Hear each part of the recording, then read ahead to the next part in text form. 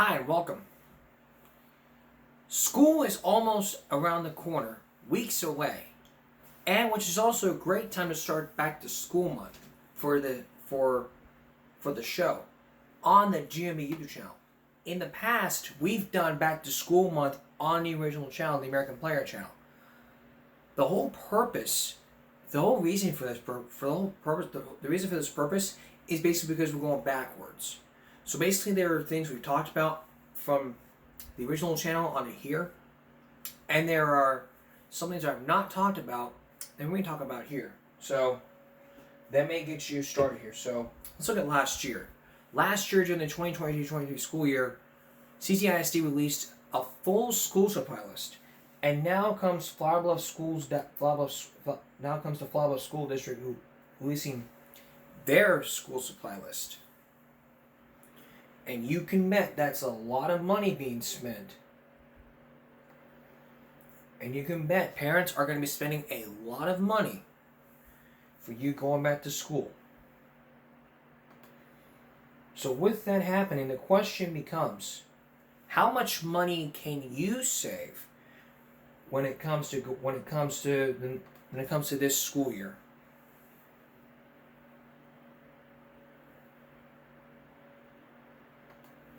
We're about to show you some examples from CCISD, which they released their back to school, which they released their school supply list.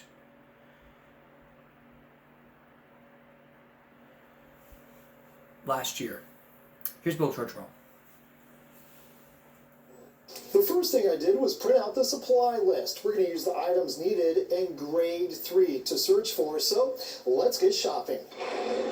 Instead of searching the shelves in store, I chose to fill my cart online using HEB's mobile service. So the first item I need looks like a zipper pouch. Let's find that. $2.03. Boom. Add that to the cart. Number 2, pencils, scissors, and glue sticks were in stock and easy to find. Up next, the cost for crayons. Oh, look at that. They're on sale. 52 cents each. I need 2 of those. A package of pencil top erasers. I need 4 of those. That's a lot of mistakes. I don't see a 200 count for notebook paper, but there is a 300 for 307. Let's add that. Map pencils. What are those?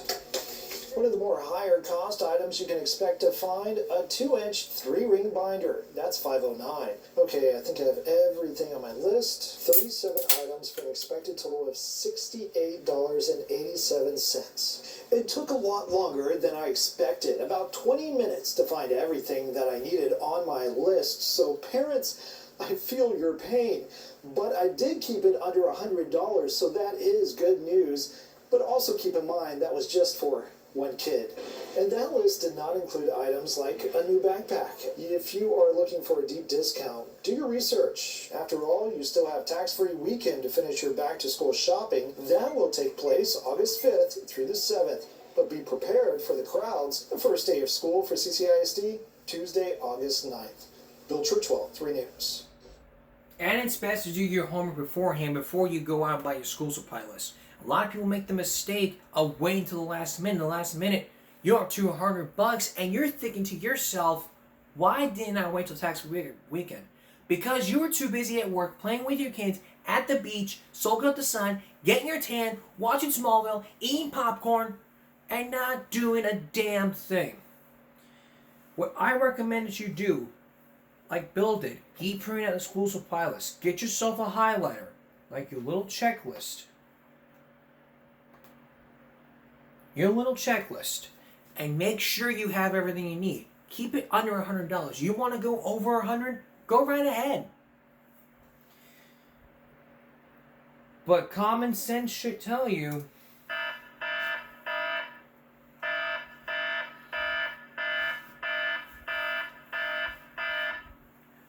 do not wait until the last minute, because if you do, you're going to wind up spending $100.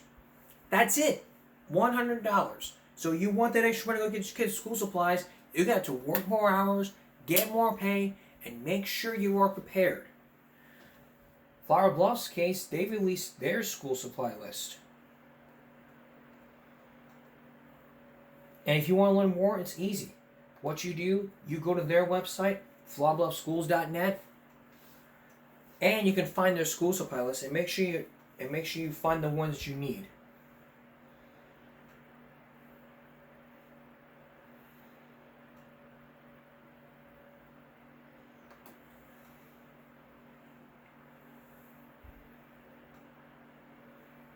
So for their school supply list, let's say we're gonna do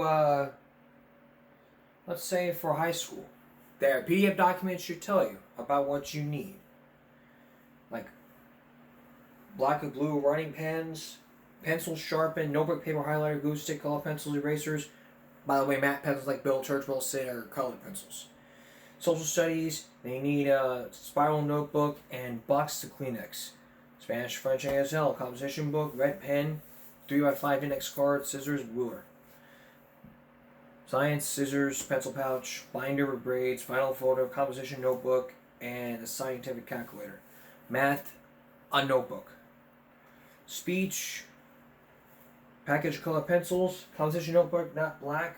And also I recommend you get 5x8 index cards. Not on the list, but it's what I recommend.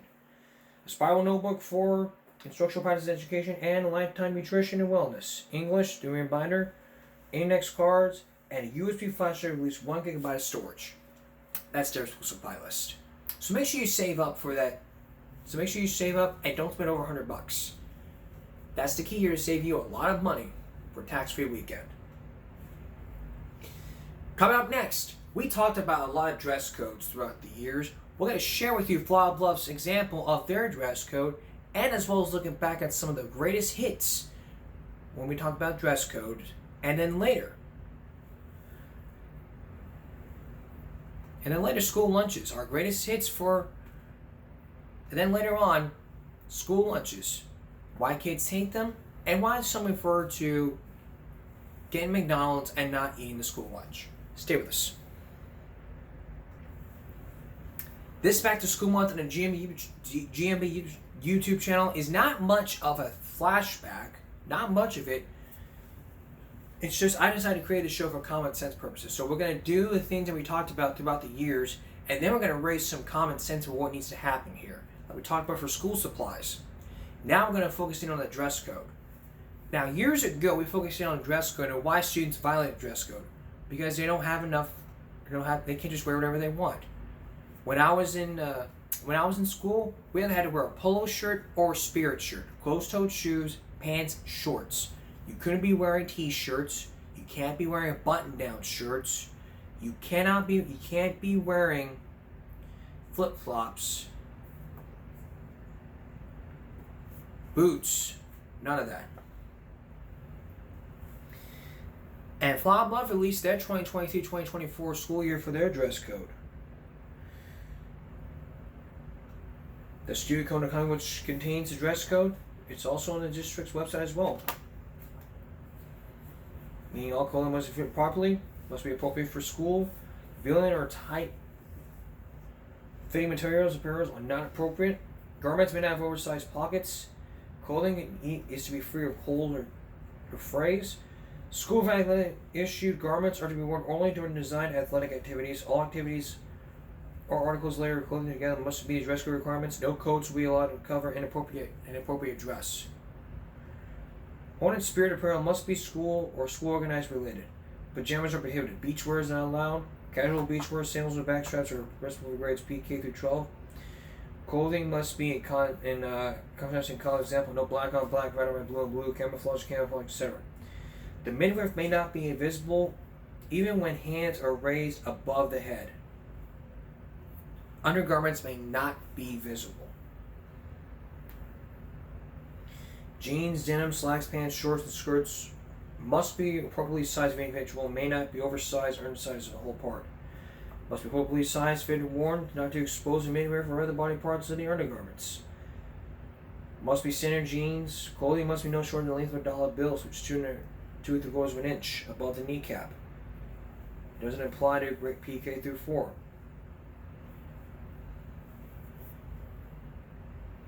No low cuts, no low cut fronts, cutouts, or cleavage showing. The following items of clothing are not appropriate to school if worn alone. Muscle shirts, tank tops, black list, see-through. Shoulder straps, no trench coats. Oversized jackets, coats are permitted. All students must be male students will be clean shaven. Hair must be clean, trimmed, and kept out of the eyes. Eyebrows and out along the bottom of the ear. Accessories, beads, symbols will not be worn. Shoes and sandals is worn over times. No markings, and every student should have their badge. Now for the animated junior high. In effort to teach experience the dress age of students, where students generally begin selecting their own clothing, and when students didn't mature physically, a standard dress code has been implemented for grades 5 through 8. Students can only wear plain, solid colored jeans, denim, slacks, pants, or skirts. Shorts may have solid color walls are not permitted. Sweatpants are not permitted. No distraction sandwiches or stitching. Shirts may be short or long sleeve. Any solid colored shirt. Spirit shirt, follow off theme t-shirts. Zippers or sleeveless shirts are not permitted. May not have pictures, graphics, logos, stripes, designer logos, emblems larger than 1 inch visible on shirt, collar, or sleeve, and collarless sweatshirts are permitted. That's their dress code. Now, if you want to look up dress code violations in school on YouTube or search through news articles talking about this issue,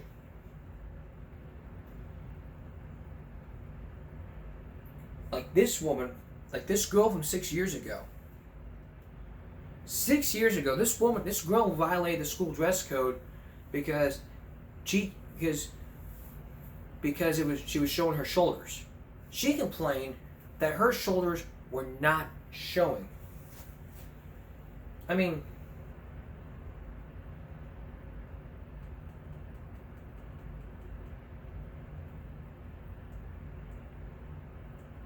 if you look at this shirt right here, does that seem inappropriate to you? To me, it is. To school officials, it is, and to me, it probably ain't. Dress codes are made for one reason: to prevent distraction to the educational process and or learning environment. And there are people out there that have violated their dress codes who have turned to YouTube and social media to help express, to show that they violated their school's dress code. Take a look at this. Take a look at this one. A school district's dress code is creating even more controversy tonight for a middle school student. The girl's parents are fighting back after a third day of being told their daughter's pants are just too tight. Call 6 Investigates. Kara Kenny joins us now with the latest on what happened today. Kara.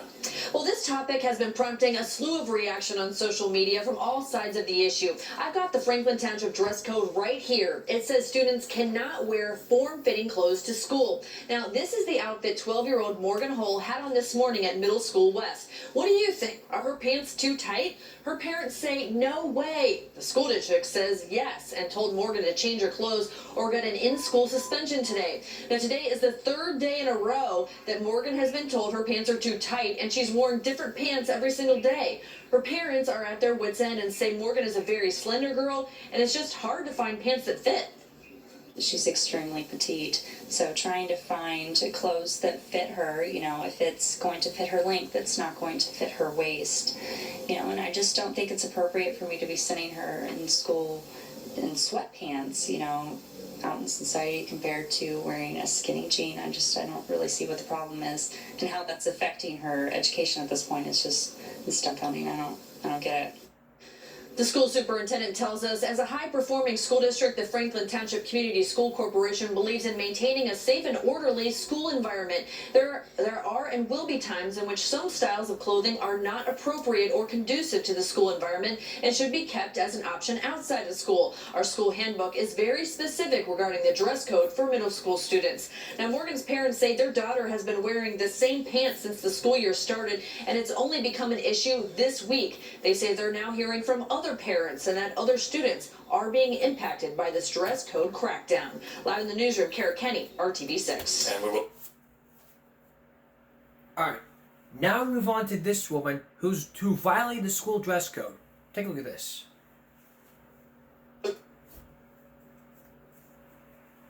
And let me tell you all, it's an issue that even social media has talked about. I mean, teachers may look at this saying you're on a dress code so-and-so, and it's just really an issue to talk about. Take a look. Sure, tonight it is at the center of a controversy. A straight-A high school student says this outfit got her suspended for 2 weeks, and now she won't be able to graduate despite having multiple scholarship offers. NBC Charlotte's Tanya Mendes joins us live tonight. Tanya, you spoke with her parents and the school, and of course we know there are multiple sides to every story. Well, of course, and this school doesn't mess around when it comes to its dress code policies. In fact, earlier this year, 45 girls were brought into the principal's office just because they were wearing leggings without shirts that were long enough. So to say that this school takes it seriously would be an understatement. Well, this girl says that what happened with her dress code spun so far out of control that now she could be expelled and her scholarships that she needs could be gone.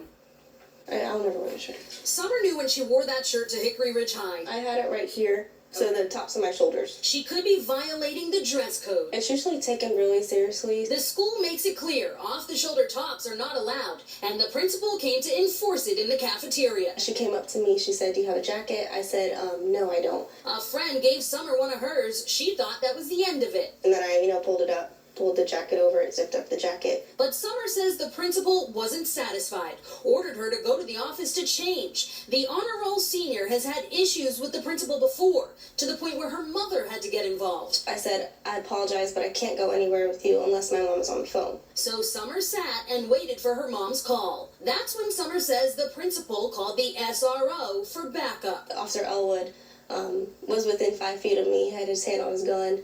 She said, "I'm going to give you an ultimatum. We have tried to call your mother.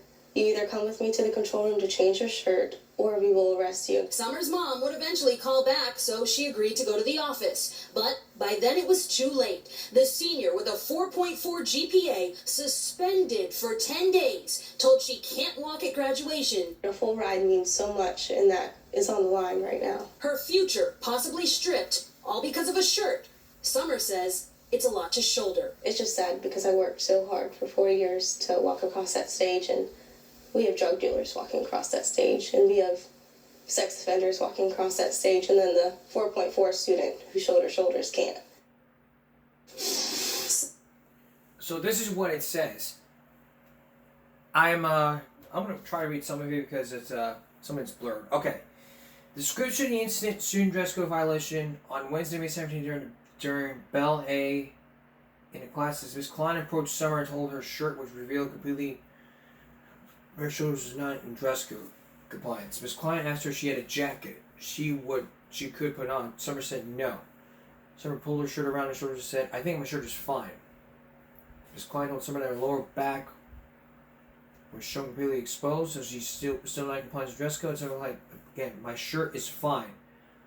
At this point, a student at the table handed Summer a jacket. Miss Klein said it was too late. Summer need to come with her to the office. Summer said that her mother told her not to talk to Miss Klein without Mom's permission. Summer tried to call Mom and there was no answer. Miss Klein told Summer again that she needed to come with her. Summer said no to Miss Klein and called Officer Albert, who asked Summer to come with him. She replied she refused. Miss Graves also asked Summer to come to the office with her, and Summer refused. In order to prevent assaulting the entire class of students, Miss Klein waited till the end of Bell B and Summer leave the cafeteria. Miss Graves saw Summer into the auditorium. So Miss Klein, when the 40 students waiting outside the auditorium went outside, and asked the 30 students who were already in dress code to exit. When the auditorium was empty, Miss Klein told Summer, according to the guidance of the deputy superintendent, that she needed to go with Miss Klein to the office now. Officer went with arrest her for trespassing. Summer's mom called, who spoke to Miss Klein. Summer then comply with the officers. While in control, Summer refused to follow the directions to be quiet and so and so. That's why she's suspended for insubordination. Oh, this is the official suspension letter, and you can see right here the reason for her suspension, technically not the dress code violation, but rather insubordination. It goes on to say that Summer didn't listen, she denied that her shirt was ever a problem. Her mother, though, says she plans on appealing. Reporting live at Hickory Ridge High, I'm Tanya Mendes, NBC Charlotte. So basically, it's just like this. These dress codes are targeting women because of what they wear. Look, I am all for showing women respect, but when it comes to school dress codes, we have to follow them and take them with a grain of salt. Fly Bluff, they have we gotta wear a school uniform, we gotta wear a spirit shirt or a solid colored shirt. Or a polo shirt. We weren't allowed to wear stuff that wasn't feeling too sexy because it's a distraction to the learning environment. That's just one of the greatest hits. Now there's more to come about this. When we come back, 100 students were suspended for violating the school's dress code. But what happened next has gotten the school board, the school district, really shocked. Stay with us. Can you ever imagine being in violation of the school dress code and then the school acts on too quickly and says, "You're on dress code! You're suspended!" And then you go home saying, "This isn't fair. I shouldn't get suspended first day. I should get a warning." That's exactly what happened. 100 students in Waterbury were suspended for violating the school's dress code. But the school district was shocked to hear what had happened. Take a look. The big lesson at Wilby High School these days, pay attention to the dress code or you'll end up like these students and more than 100 others who were suspended last Friday. They stopped me in the hallway, they rolled me up, told me to go to the office, and that's why I got suspended. But which wasn't fair. Michael and his friend, who was also suspended, were surprised. They weren't the only ones who were surprised. So were members of the Waterbury Board of Education, and they wrote the policy. Listen to their reaction when News 8 asked them about all these suspensions. I was shocked. Bob Brenker is the Chief Operating Officer for the Waterbury Public School District. He agrees with Michael because he says Michael and other students should not have automatically been suspended, according to the Board of Education dress code policy guidelines written in July of 2005. We didn't follow the 4 steps that are right in this policy. Those state that if it's a student's first offense, that student should get a written warning, not a suspension. The second offense is a detention. A 1-day suspension doesn't come until the 4th time a student violates the dress code. Many students wish. And honestly, this whole dress code, I feel like it should just go away. Brenker disagrees with that. He says the board believes dress codes enhance the learning environment in schools. He just says the principal may have handed out many of the suspensions too soon, in violation of the board's own policy. We didn't follow our own policy. As adults, we should follow our policy too. So now we've taught students that if they do something wrong, it's okay, they'll be disciplined for it. But what happens to the adults, the people that do the suspensions? We should know better. In Waterbury, LaSalle Blanks, News 8.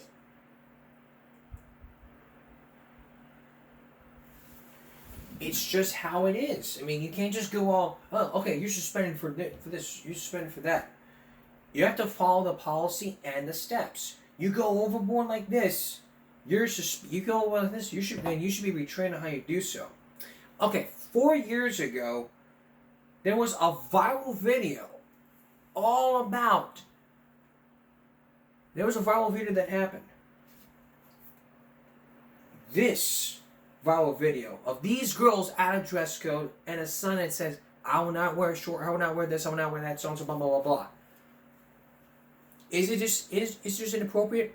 You be the judge. I will not wear athletic shorts. I will not wear athletic shorts.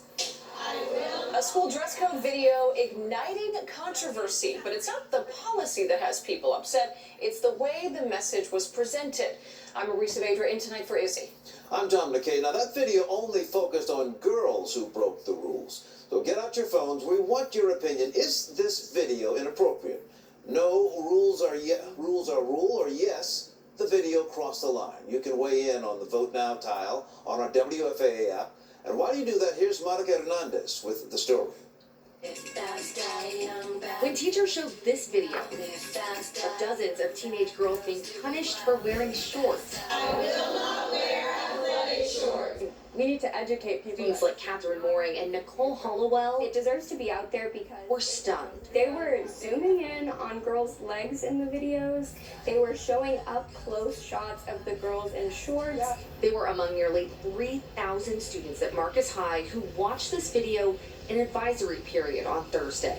They were doing this at the same time saying that shorts were too sexual to be worn at school. The school says it was meant to reinforce the dress code. Many students and parents say they understand that code but believe the video is sexist because only girls are shown breaking the rules. We're going to stick to jeans and leggings. This is over-sexualization, and we're not okay with it. We don't want to be a part of this. That's why these two asked the teacher to send them that video and then posted it to Twitter, where it has been viewed more than 30,000 times. Oh, the mantra. That was ridiculous. This Marcus High mom They showed no boy. is still outraged. It's like a public service announcement from like the 50s saying, you know, be a good girl.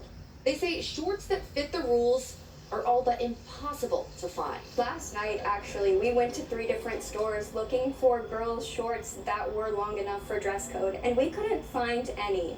Today, Marcus High's principal, Will Skelton, apologized, saying in a letter to parents, quote, "This video absolutely missed the mark.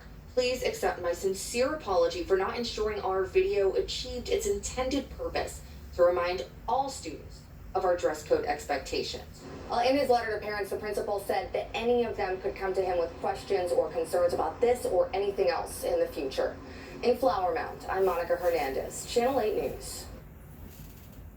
Results are in. Yes, 66% of you saying this video is inappropriate. Hundreds of you voting tonight. Thank you for your input. And here's my input. With a side, here's the main course of this. My main input with a side of common sense alert.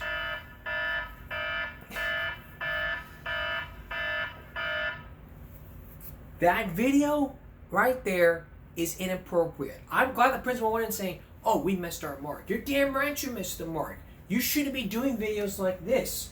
If you want to sit there and say, "Oh, we need to make a video about the dress code," I mean, just say things like what you should wear and what you should not wear. That way everyone understands the dress code.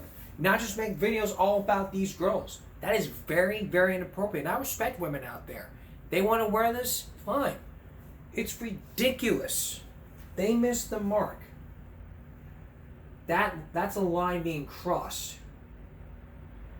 And if that was me, and let me tell you, I would not allow my 16-year-old niece to wear something like that.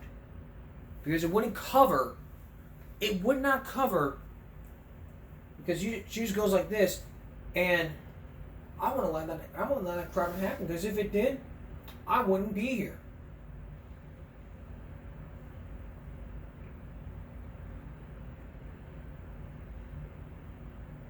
So what's the common sense here? Again, follow the dress code. Don't be like these people and just say, well,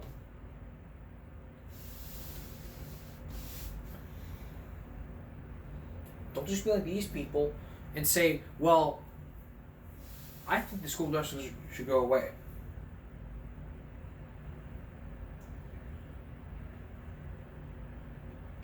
If it goes away, then we would allow people to wear whatever they want. And that can cause a distraction to the educational process. Okay, here's one more for you, and then we're going to take a break. This is my comeback. Start. Actually, you know what? Let's take a break. Let's take a break. We're right back with our final dress code video and school lunches. Ready, sit, stay with us. Can you imagine you're giving out a speech and you want to look nice like this, and then you're going all, "Oh my gosh, it's too hot. I better take this off." But then you realize that at some point or whatever, you start to realize that your dress violates the school dress code. One student years ago did that, and it got her disqualified. So why would she go to the news media to claim that they took it too seriously? Here's Katie Jones. On top of all of her schoolwork and studying, extracurriculars are extremely important to 17-year-old Cam Boland. I'm currently junior class president of Fort Myers High School. I'm captain of the girls basketball team. She also recently ran for county historian for the National Honor Society. It's an elected position. She had to give a speech for at Ida Baker High School in front of her peers and advisors. After the votes were tallied, Cam found out she'd won. I was told I won, and 20 minutes later they said I could not be in my position because I had my shoulders exposed. This is the dress Cam and another student who is also disqualified were wearing. Although this was an extracurricular event, it was held during the school day, so NHS advisors said the two violated the district's dress code. I was wearing a dress because I never met previously any of the other students from other schools. I want to make a good impression. I want to look nice for a speech. After she was disqualified, Cam apologized and asked to give the speech again with her jacket on. But she was told no, something that baffles her mom. Honestly, I thought it was a joke at the beginning. I am a huge supporter of my community and my school. But when my school district fails, not just my student, but all students on their basic rights, I have a problem with it. I took their concerns to the Lee County School District, and in a statement, a spokeswoman says, in part, quote, the dress code is an implied expectation for events during the school day, as was indicated by the more than 36 students that were in dress code on this day. I then asked what consequences students normally get, and I'm told they usually get a warning, but club sponsors, coaches, and other activities where membership is considered a privilege often articulate a higher set of standards for their students. Caroline Boland says her daughter's hard work and dedication shouldn't go unrewarded because of her wardrobe.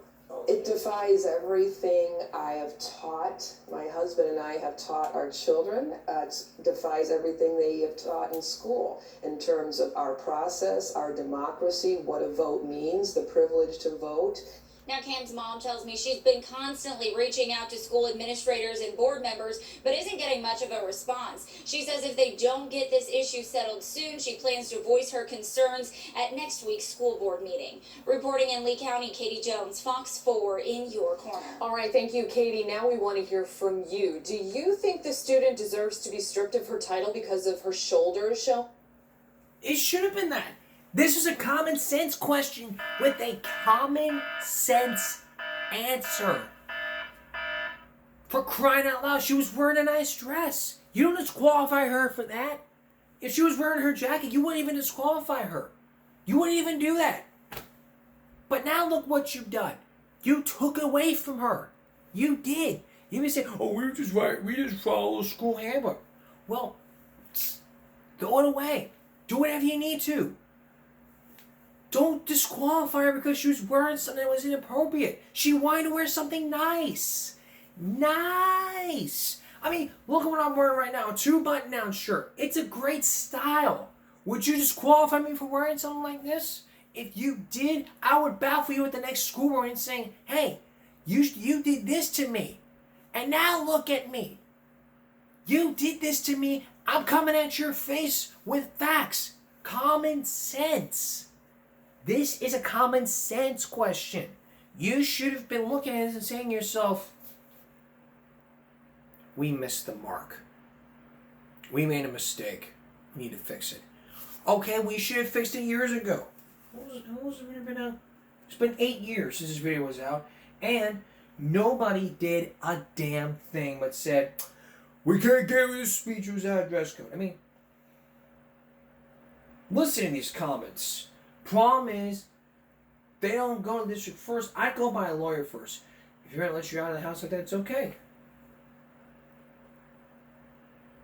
I mean, I've had enough of this. I had enough of this crap. I mean, throughout the 6 years of this broadcast, we focused on a lot about dress code violations, but one of the greatest hits ever was at the one that takes the cake, the disqualified one.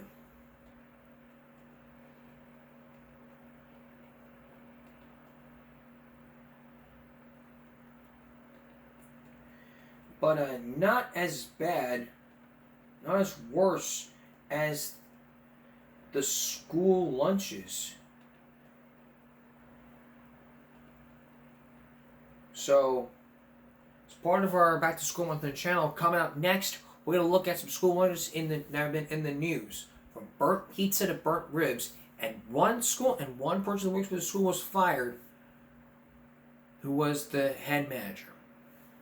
Stay with us. Over the years on Give Me a Break, we've focused on a lot of school lunches, from kids who just didn't want to eat it, to a suspended employee, which you'll see right now, who was suspended for not taking care of the school lunch. I mean, look at this. Would you eat this? Would you eat this burnt pizza? I wouldn't. I would just taste it. Yeah.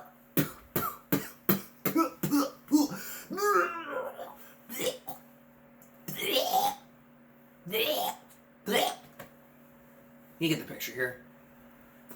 Would you eat this? I wouldn't. I wouldn't even feed it to my dog. My dog would eat that. I begin to have it.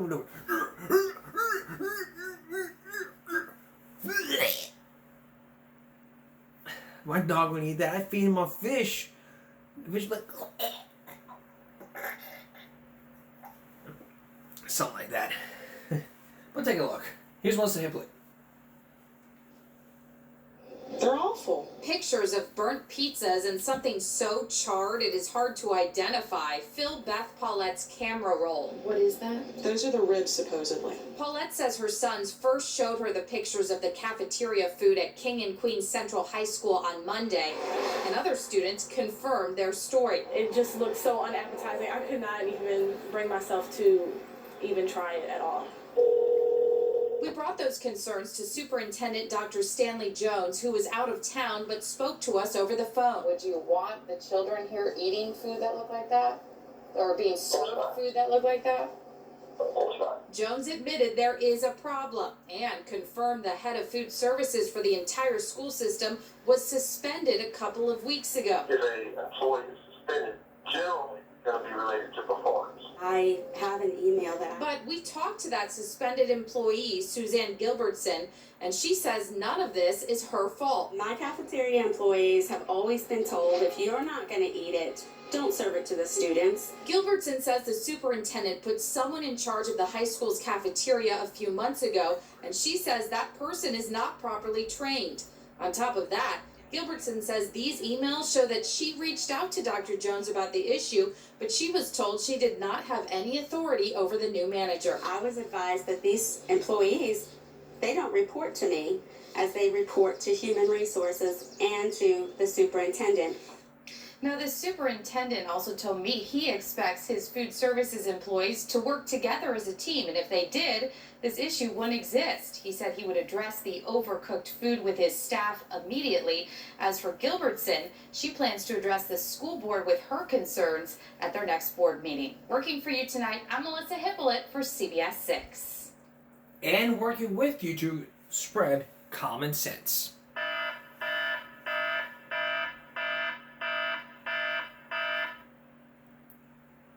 That suspended employee should have been suspended like 2 weeks ago. This should have been handled properly. She should have been in charge. But instead, go to HR, go to the superintendent, and deal with this issue. Nope, go to her. But I'm glad she went to the board to talk about this. I mean, now look at this. Would you eat this lunch? Like a cold plate. Would you eat a cold plate with just chips and some celery and some raisins?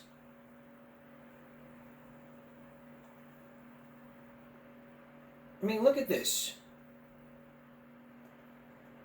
Look at this. That's a raisin. That's Cheez-Its. That's some carrots. And I think that's yogurt. Would you want to eat that?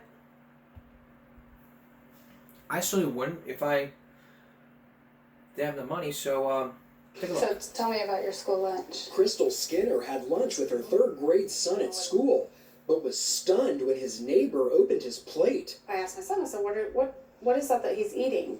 And he's like, that's the cold plate, Mom. And I said, is that all you get on a cold plate? A lunch her own son admitted to eating up to 3 days a week. Her first thought? Where's the rest of your food? USDA guidelines sets out that you're to offer a half a cup of fruit, half a cup of vegetables, a half a cup of grain, a whole cup of meat, and a cup of milk or juice. Coweta Public Schools Director of Nutrition explained their guidelines. So they could take a fruit, a milk, and a juice, and it'd be 3 out of the 5 and still qualify as a reimbursable meal. We sent the picture of this lunch to registered dietitian Dr. Jennifer Jackson. She said Cheez-Its is not an acceptable whole grain component since the ingredient is wheat flour and not whole grain. However, she went on to say that yogurt is an acceptable meat alternative. Looking at this picture, you have the grain, a vegetable, and a fruit. But wait a minute. The box of raisins in the picture is only 1 ounce. To get a full half-cup serving of fruit, the school would have to put 4 boxes of raisins in the plate. I just don't think they're putting enough time and effort into what they're actually serving the kids. Like, they're just trying to follow the guidelines and just throwing stuff in there. Coweta Public Schools stands by their claim that the lunches meet regulations, something Skinner doesn't argue with, but wishes something could be done. I was unaware that this was going on at the school, so that's what hurt me, because if I knew, I would have been sending a lunch to school with him every day. In Coweta, Travis Guillory, 2 Works for You. All right, here's one more. Here's one more here, because really, we've talked a lot about school lunch throughout the years, to where kids just want to go in and get food from like McDonald's or somewhere.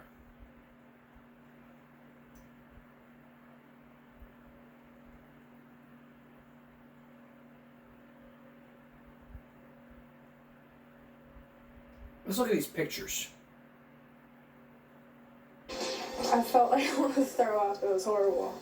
High school students in Southwest Florida telling 4 in their Corner enough is enough when it comes to food in their lunchroom. Several students in Lee County reaching out to us with pictures of food they say is rotting or undercooked. Hi, I'm Patrick Nolan. And I'm Amy Wegman. They say the quality of their food dropped when the school district began offering free lunches for everyone.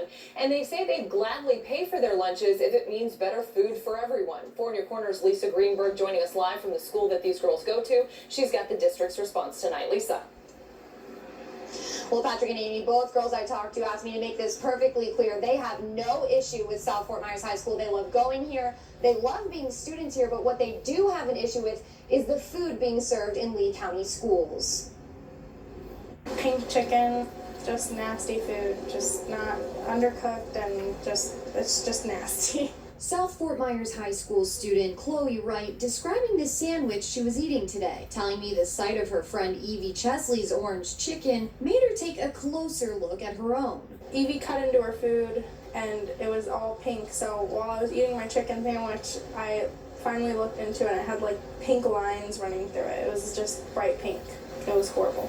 And Evie tells me it wasn't just a one-time thing. It happens pretty much almost every time we get chicken or any other kind of like meat. There's always usually some pink in there. They say it's not just the chicken either. Evie says earlier this week she bought a bag of nachos. I was eating the chips and then I look in the bag and there's like this fried little black thing in there. Don't know what it was. It was really gross. Like I just stopped eating after that. Another student taking this picture of an orange. The orange was cut into and it was moldy and black and gross. It was horrible. Chloe tells me when she had issues with her food before, she brought it to the lunch workers' attention. She completely turned me down. She just said that it wasn't her business. I reached out to the school district. A spokeswoman tells me we serve about 100,000 meals each day. Like any large establishment serving food, anomalies can and do occur. Food Services says the item in the nacho chips appears to be something that entered the packaging in the manufacturing process. As for the orange, quote, oftentimes this internal decay is not noticeable from the outside. Neither address the photos of the chicken. Some kids, like, that's their only meal.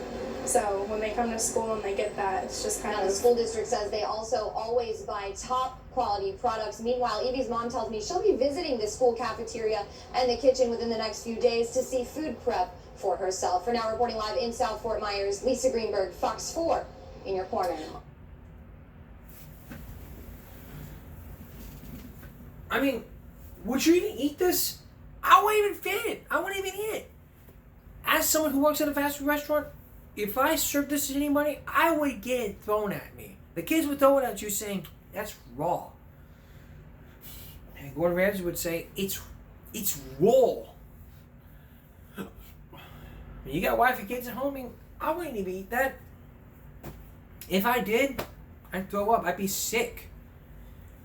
If you are the head of a school lunch program, you need to make sure that you know all about food safety. That's why if you want to work at a fast food restaurant, like I said before, if you want to work at a fast food restaurant, you need this. This is the only thing that you need. If you want to work at a fast food restaurant or in a school lunch cafeteria, you need this. This is very important to you. You need a food handler's permit. If you do not have this, you're basically screwed. And it's good for 2 years. After 2 years, you need to go take it again.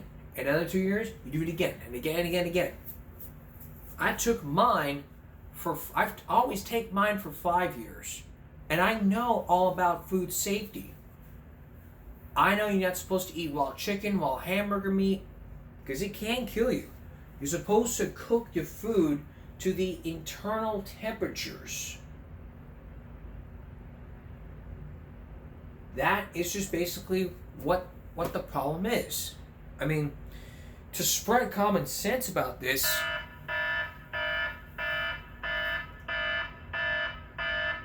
it's like telling a school, hey, you need to do better. Well, schools need to do better. I mean, take a look at this. Take what happened 4 months ago. The teenage son died after choking on a school lunch. I mean,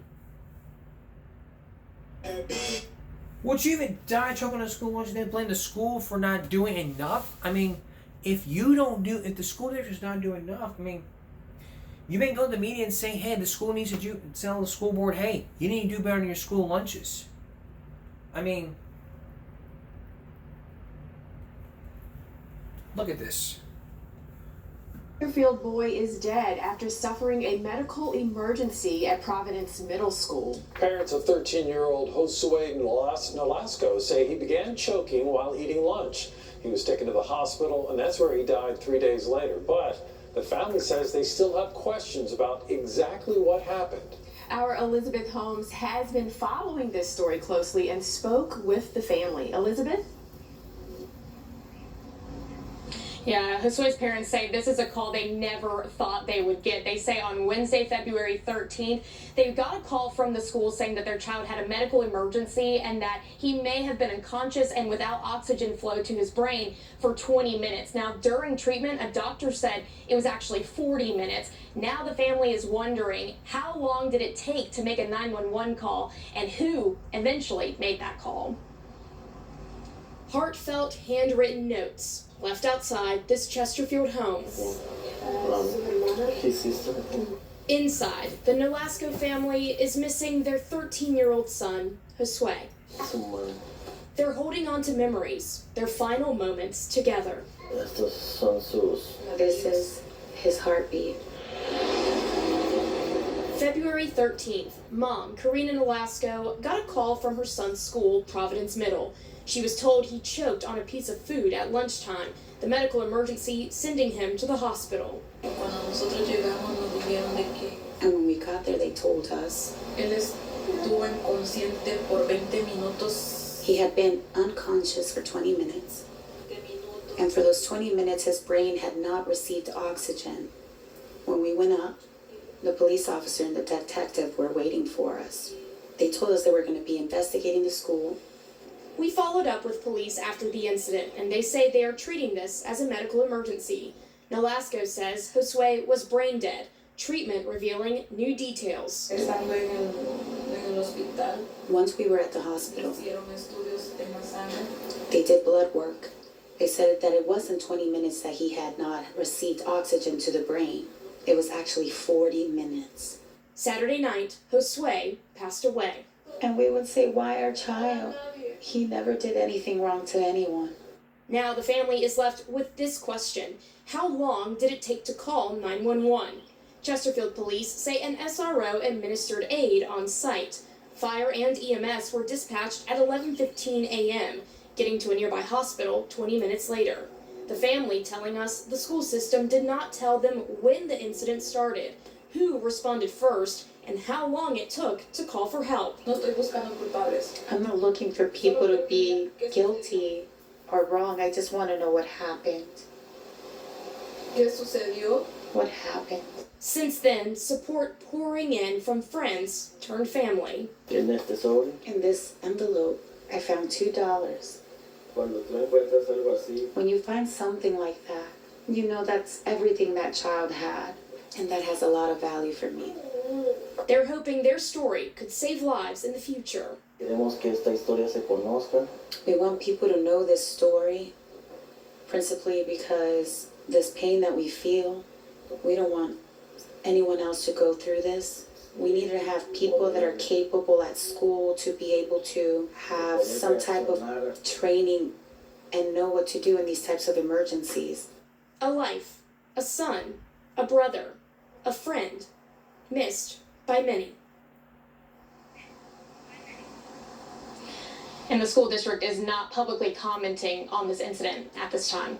In Chesterfield County, I'm Elizabeth Holmes, CBS 6 News. All right, hopefully the Lasco family will get some answers to those questions. Thank you, Elizabeth. Oh, damn. Somebody should have realized this. You just don't do that. I mean, you never want to do something like this. And if I did something like this, if I told them my food and no one did anything, I'd die. And then I'd sue my nephew and niece children some food, and I learned that the school did nothing about it. I'd want to sue and drag them to court for not doing a damn thing. They just sat there and laughed and didn't notify them until days later. We'll be right back. Coming up on Wednesdays, we continue our Back to School month. A look at kids getting suspended for dumb reasons and for reasons that we often hear about.